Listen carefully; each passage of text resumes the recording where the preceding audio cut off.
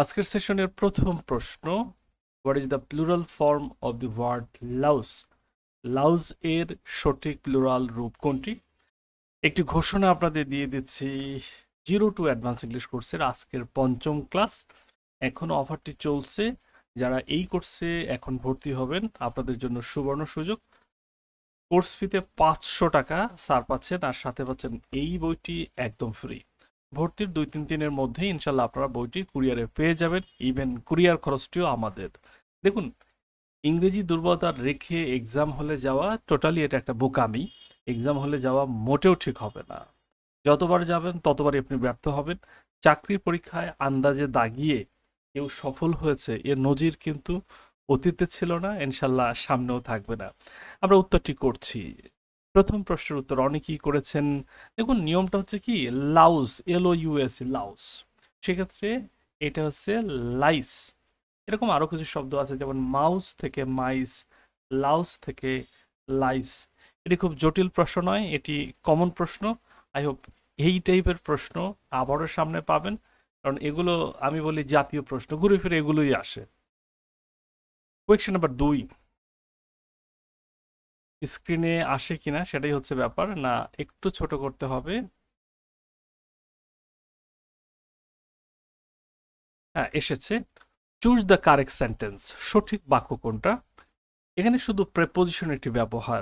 Refrain এরপরে two বসবে, নাকি ইন বসবে, নাকি ফ্রম বসবে, আবার এরপরে ভার্বটা কি বেস ফর্ম হবে নাকি আইএনজি ফর্ম হবে, দ্যাট ইজ দ্য ফ্যাক্ট।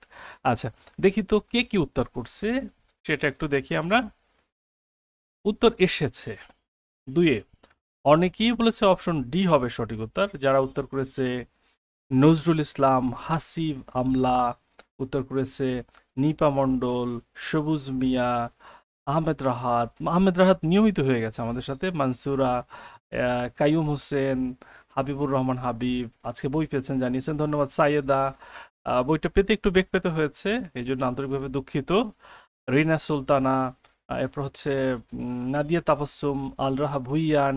দেখুন, রিফ্রেইনের পর এটা ফ্রম বসে, রিফ্রেইনের পর ফ্রম বসে। এখানে একটা অপশন আছে, সেটা হচ্ছে এই refrain from taking any drastic decision.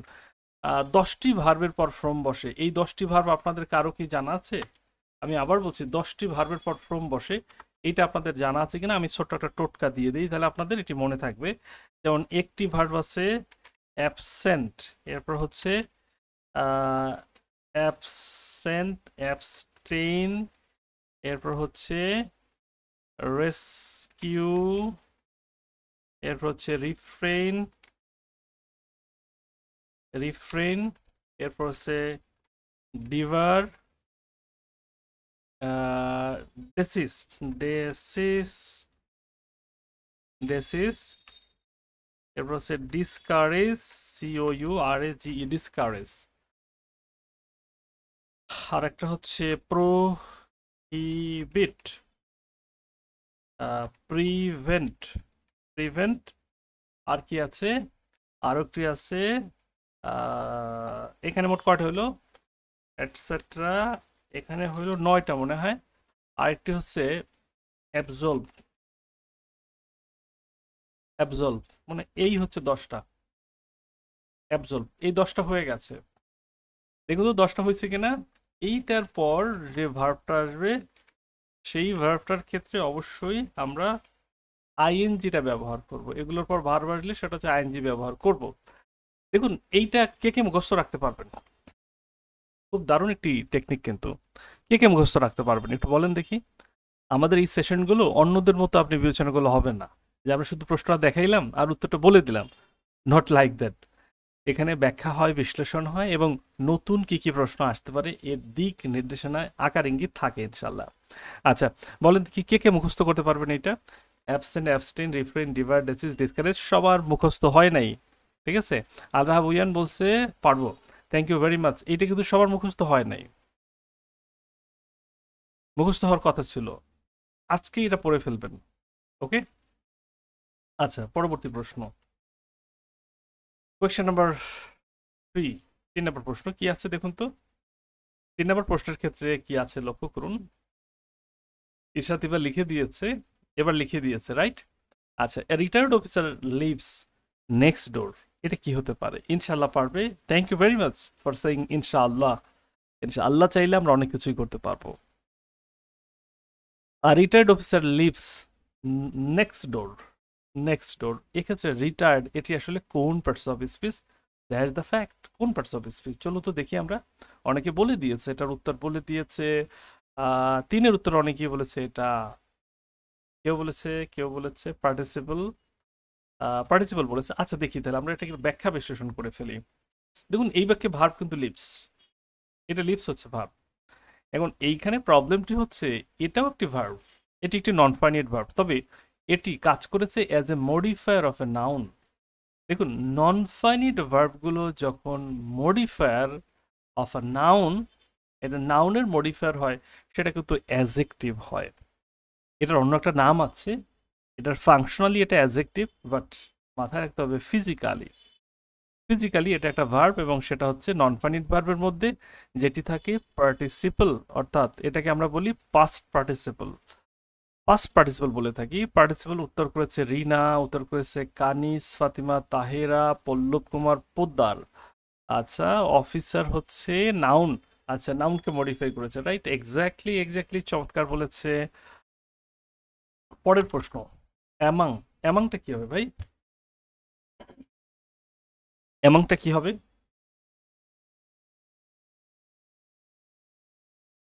Among is a preposition that is used when people are involved. দুইটা সত্তা হইলে দুইটা সত্তার মধ্যে যদি ভাগ বাটোয়ারা হয় তাহলে আমরা কি ব্যবহার করব? আর দুইয়ের অধিক যদি হয় তাহলে সে কি ব্যবহার করব? এটা হচ্ছে বিষয়, এটা ভাগ বাটোয়ারার বিষয়। উত্তর আসবে এবং বলছে, অনেকে বলছে টু, অনেকে বলছে মোর দেন টু। মুশফিকুর, শাকিলা, আহমেদ রাহাত, মানসুরা, আরও উত্তর করছে মাহমুদুল শিপন, আলী, মিম শারমিন, হাসিব আমলা, রাইট? এক্স্যাক্টলি বনলতা সেন।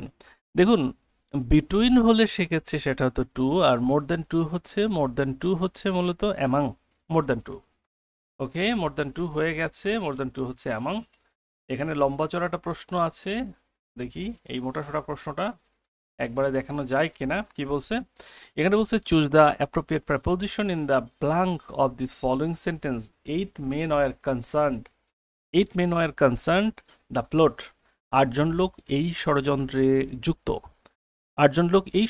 যুক্ত। আমরা কে শেয়ার করেছি? একটু শেয়ার করতে পারবো না প্রিয় জব প্রত্যাশী ভাই বোনরা? আমরা কি একটু শেয়ার করে দিতে পারি না? দেখি কার সেই দুঃসাহসগুলো আছে শেয়ার করার। উত্তর কিন্তু চলছে, ব্যাপক হারে চলছে। ইশরাত, নাদিয়া তাবাসসুম, নিপা, তাহেরা, হাসিব, নাহিদ, আলী, নজরুল, আহমেদ রাহাত, শাকিলা, মানসুরা, মিম, বর্ণলতা, জসিম উদ্দিন। উত্তর চলছে হাবিবুর রহমান।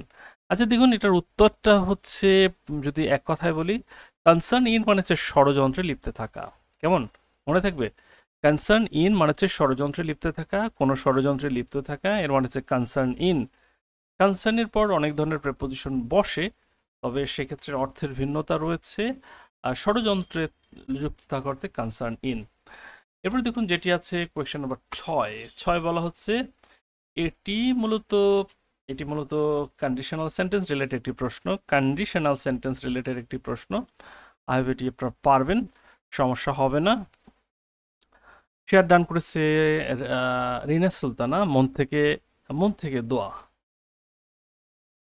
আল রাহা ভুইয়ান, ইশরাত। 6 উত্তর চলে আসছে। when water it turns into ice।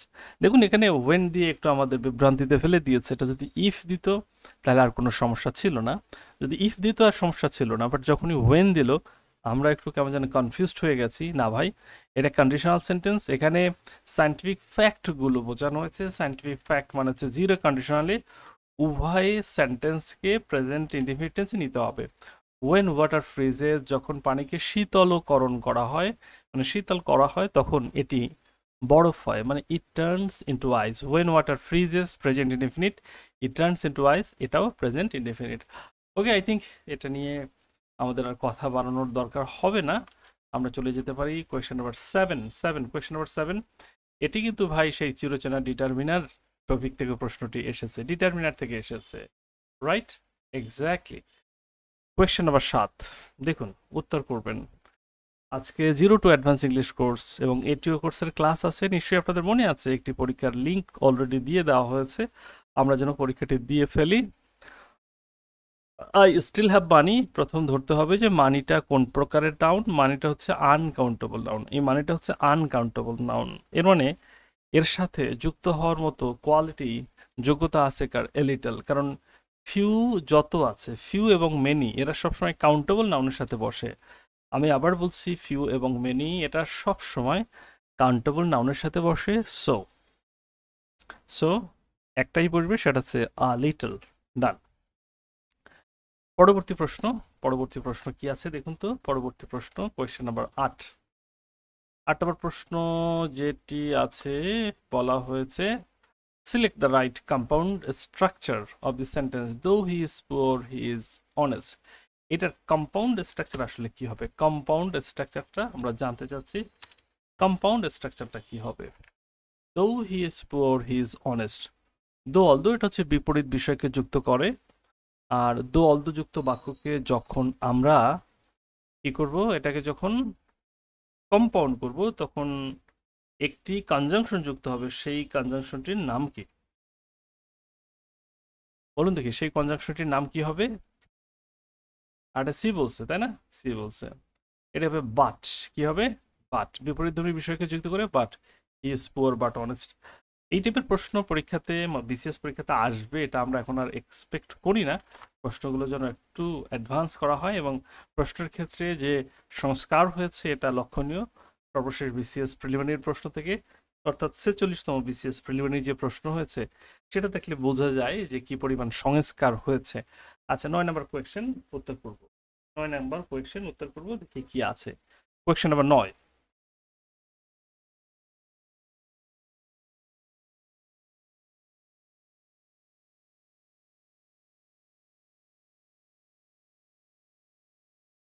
নয়ের উত্তর কিন্তু আমরা পেয়ে গেছি। এখানে tourist that tourist their reservation well in advance. দেখুন, এখানে পরে লাভ নাই, আমরা সরাসরি অপশনে যাব, কারণ অপশন ছাড়া উপায় নাই। হ্যাড বেটারের পরে ভার্বের বেস ফর্ম হয়, এটাই তো ব্যাপার। হ্যাড বেটার এরপর ভার্বের বেস ফর্ম হয়।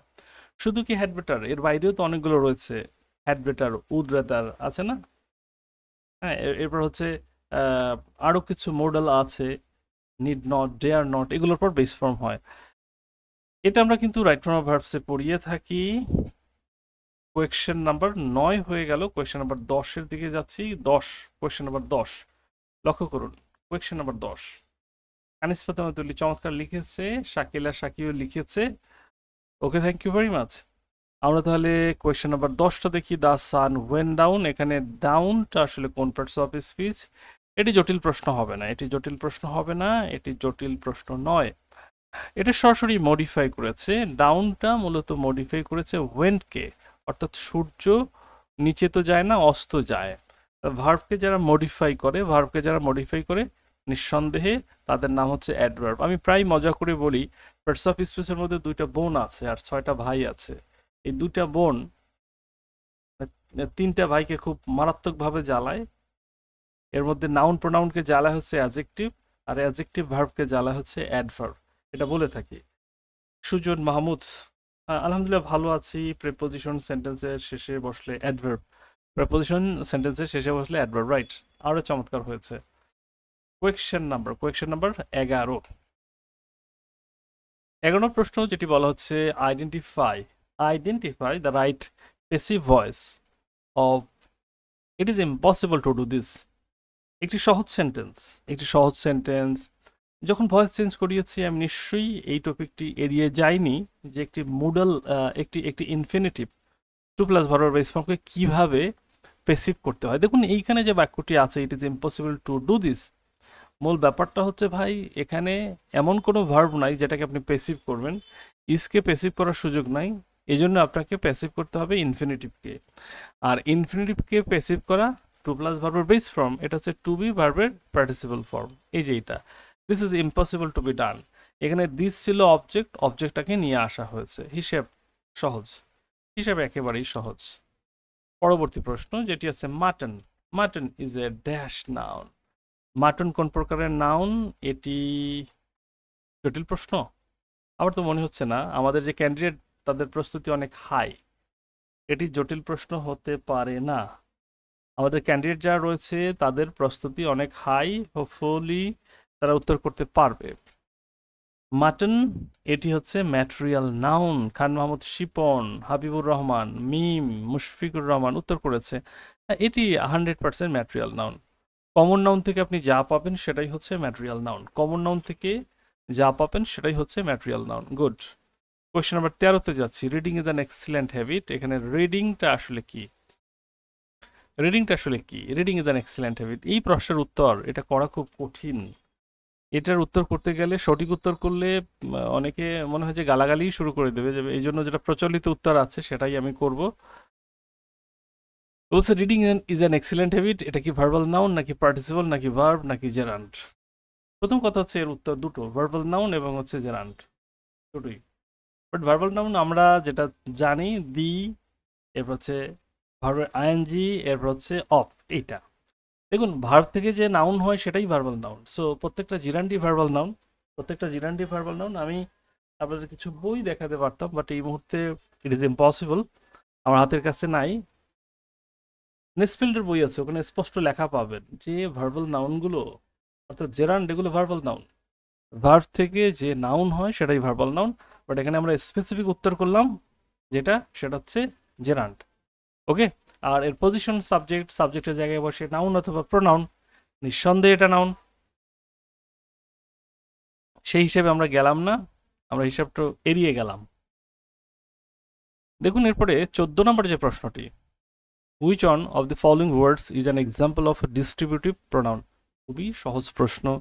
এই সকল প্রশ্ন কেন দেয় বিসিএস পরীক্ষায় আমি জানি না, পরীক্ষাটাকে হালকা করে ফেলে, পরীক্ষাটাকে ভাই হালকা করে ফেলে। আইদার বন্টন নির্দেশ করে এমন প্রোনাউন। এরপর দেখুন এইখানে যেটা আছে, strike the iron while it is hot. Strike the iron while it is hot. Strike while the iron is hot. আচ্ছা, এইখানে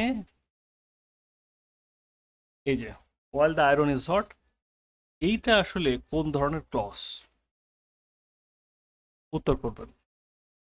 উত্তর চাচ্ছি। শাহিদুজ্জামান উত্তর করেছেন, অনেক উত্তর করতেছেন, 15 উত্তর অনেকেই করেছেন।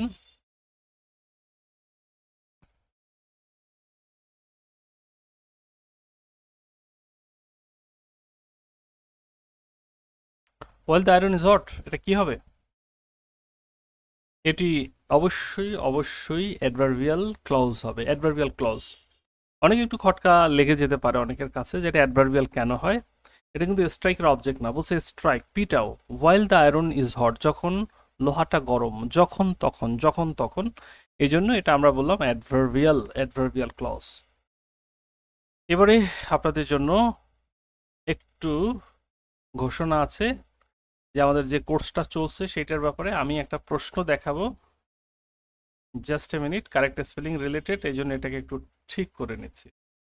আচ্ছা, আমাদের যে 500 টাকা সারে যে কোর্সটি চলছে সেটার কোন কোন মানে পরীক্ষার জন্য উপযুক্ত হবে সেটা এখানে দেওয়া আছে।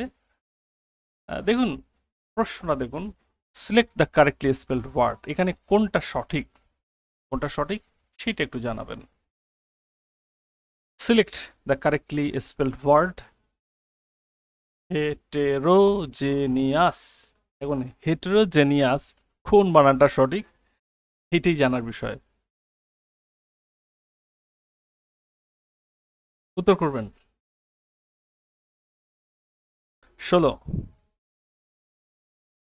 উত্তর করেছে, নিপা উত্তর করেছে প্রথম, মানে অনেকে একটু কনফিউজড হয়ে যাচ্ছে, অনেকে কনফিউজড হয়ে যাচ্ছে, রাইট?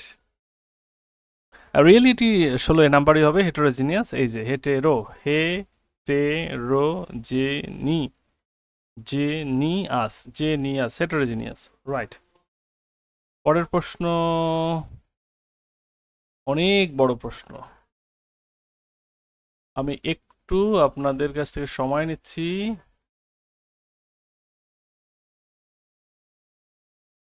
আরো ছোট করতে হবে।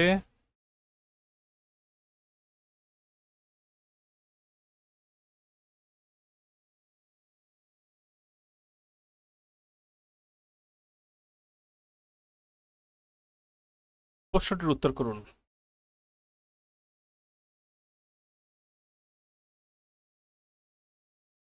এখানে যেটা আছে দেখেন, which one is which one in the correct indirect narration, which one in the correct narration?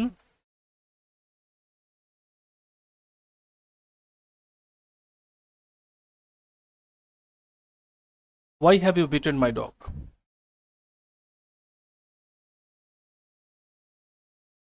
Why have you beaten my dog? 17 খেয়াল করি আমরা একটু বোঝার চেষ্টা করব। ইন্টারোগেটিভ সেন্টেন্স, এইখানে এটা দেখেন আপনি, এটা আছে পারফেক্ট টেন্সে, তার মানে পাস্ট পারফেক্ট করতে হবে। হি সেড টু মি মানে যে he asked me, he asked me. এখন আমরা পাস্ট পারফেক্ট খুঁজবো।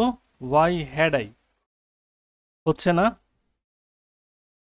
এখানে আছে আই হ্যাভ বিন বিটেন, বিতে সেটা হচ্ছে না, আই হ্যাভ হ্যাড না। সিতে হচ্ছে ওয়াই হ্যাড আই, হচ্ছে না, why I had beaten his dog. Real past perfect কিন্তু আছে অপশন ডিতে, অপশন ডিতে আছে রিয়েল পাস্ট পারফেক্ট, অপশন ডিতে আছে real past perfect. So option D is the right answer.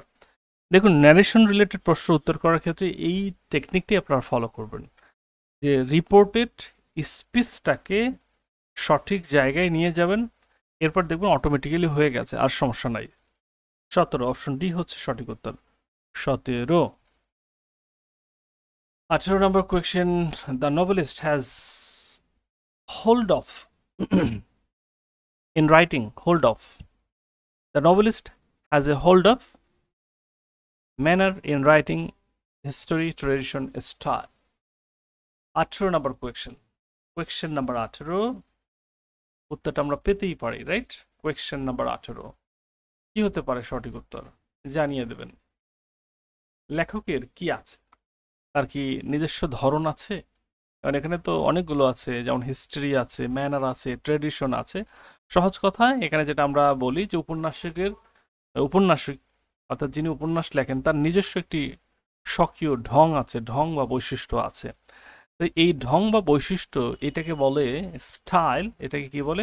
Style. The novelist has a hold of style in writing, has a hold of style, has a hold of style in writing. Clear?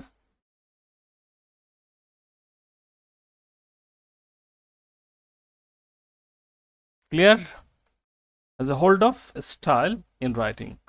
Okay, thank you very much. আমরা পরবর্তী প্রশ্নে যাব। এটা নিয়ে কারোর সমস্যা থাকলে আপনারা বলতে পারেন, যদি কারো কোনো প্রবলেম হয় তাহলে এটা বলতে পারেন। আমরা নেক্সট কোয়েশ্চেনে চলে যাচ্ছি।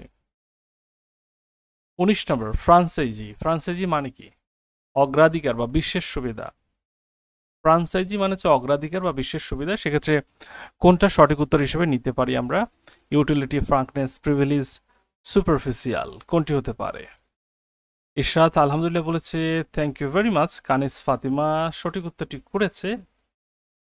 আচ্ছা, তাহলে which word is closest in meaning to franchise? এই ফ্রাঞ্চাইজি শব্দটির কাছাকাছি যেটা, এটি হচ্ছে, ইয়াস আপনারা ঠিক ধরেছেন, বিশেষ সুবিধা, যেটাকে আমরা বলি privilege. Privilege is the right answer. Done. এরপর দেখুন যেটি আছে ফ্রুগাল। ফ্রুগাল, ফ্রুগাল, ফ্রুগাল মানে কি? ফ্রুগাল মানে শিয়াল না, এটা আগে মাথায় রাখেন। ফ্রুগাল এবং শিয়াল কাছাকাছি এরকম মনে হয়। ফ্রুগাল এক্সট্রাঅর্ডিনারি, স্পেনথ্রাফট, ইকোনমিক্যাল আর হচ্ছে অথেন্টিক। ফ্রুগাল শব্দের অর্থটি কি? ফ্রুগাল এখানে বলছে অ্যান্টোনিম। অ্যান্টোনিম উত্তর চাইব।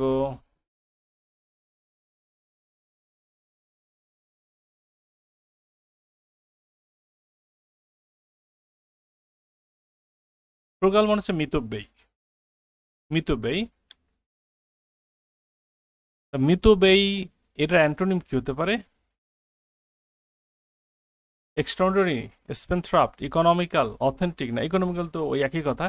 স্পেনথ্রাফট is the right answer. Economical, এটা তো ভাই সিনোনিম, এটা সিনোনিম হয়ে যায়। আপনারা যেটা বলতেছেন সেটা হয়ে যায় সিনোনিম। অ্যান্টোনিম হচ্ছে স্পেনথ্রাফট, খরুচে। 21 নম্বর, once in a blue moon. Once in a blue moon, এটার অর্থটা কি? এটা একটা idiom. Once in a blue moon, always, very rarely, nearly নাকি আওয়ারলি? হাবিবুর রহমান, নাদিয়া, কানিজ, আহমেদ রাহাত উত্তর করেছেন, অনেকেই উত্তর করেছেন। রাইট, এটা নিয়ে সময় ক্ষেপণ করবো না। মানে কালে ভদ্রে, মাঝে মাঝে সাজে, যেটাকে আমরা বলি ভেরি রেয়ারলি, খুব কম, কদাচিৎ। 22 নম্বর, take the bull by the horns.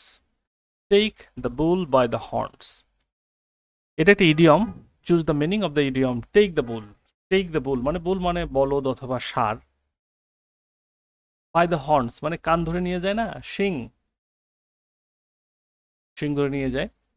এক্ষেত্রে এটাকে আমরা কি বলতে পারি? To challenge the enemy with courage, force the enemy to submit, out of unsuit, surrender before enemy. কোনটি হতে পারে? কোনটি হতে পারে? সবারই উত্তর যেন মানে একটা জায়গায় আটকে গেছে। এই জায়গাটির নাম হচ্ছে option A, to challenge the enemy with courage. To challenge the enemy with courage, right, exactly. মানে মানে সাহসের সাথে শত্রুর মোকাবিলা করা। 23 number question, the literary term euphemism. Euphemism, euphemism মানে কি? Vague idea, inoffensive expression, a sonnet, wise saying, কি হতে পারে? দেখুন, ইউফেমিজম শব্দটার যদি সঠিক বাংলা বলি, এটার বাংলা হচ্ছে সুভাষণ। যে কোনো বিষয়কে, যে কোনো অড বিষয় অথবা যে কোনো কর্কশ বিষয়কেও যেটাকে আমরা বলি যে সুন্দরভাবে উপস্থাপন, নেগেটিভ বিষয়কে পজিটিভভাবে উপস্থাপন করা। যেমন আপনি যদি কাউকে আপনার অফিসে রাখবেন না এরকম চিন্তা করেন, আপনি বলতে পারেন এই তোর আসার দরকার নাই, এটা খুব rough, as well as not formal. But আপনি যদি তার সাথে বসেন, যে দেখেন আমরা আর আপনার সাথে আগামী মাস থেকে কাজ করছি না, এতেই সে বুঝে যাবে যে হি ইজ ফায়ার্ড।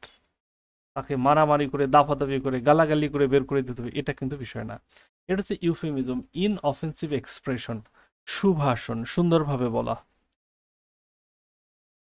এবার দেখুন 24 নাম্বার, 24 নাম্বার যেটি রয়েছে, বলা হয়েছে a speech of too many words is called. একটা স্পিচ টু মেনি ওয়ার্ডস কি বলা হয়? টু মেনি ওয়ার্ডস, এটা কি big speech, maiden speech, unimportant speech নাকি আভারবস স্পিচ? মানে বাগাড়ম্বরপূর্ণ, শব্দবহুল, যেটাকে আমরা বলি টু মেনি ওয়ার্ডস মানে শব্দবহুল। এই শব্দবহুল যেটা বলা হচ্ছে 24-এর ক্ষেত্রে উত্তর এসেছে অনেকেই, সিরাজুম মনিরা, ইশরাত, অতসী, আহমেদ রাহাত, রাহাত মাহমুদ, কাছাকাছি। আচ্ছা, মিম শাহরিন শেষ হয়ে গেল নাকি? না, ইসমতারা উত্তর করেছে। এরপর আলভিন মার্টিন বিশ্বাস, মনে হয় যে প্রথম কমেন্ট পড়লাম, রাইট।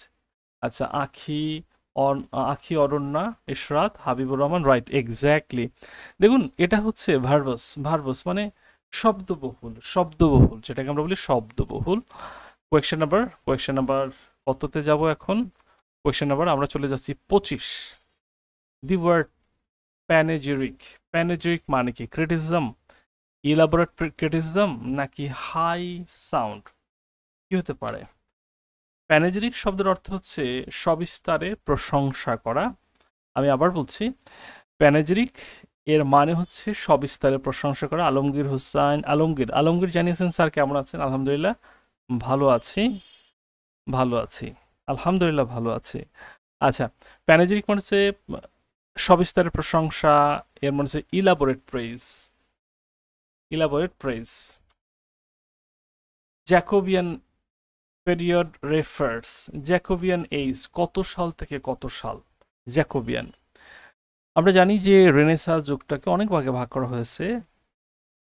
রেনেসাঁ যুগটাকে অনেক ভাগে ভাগ করা হয়েছে, এলিজাবেথান, এরপর হচ্ছে জ্যাকোবিয়ান, তাই না? জ্যাকোবিয়ান কোনটা? 25। Jacobean age.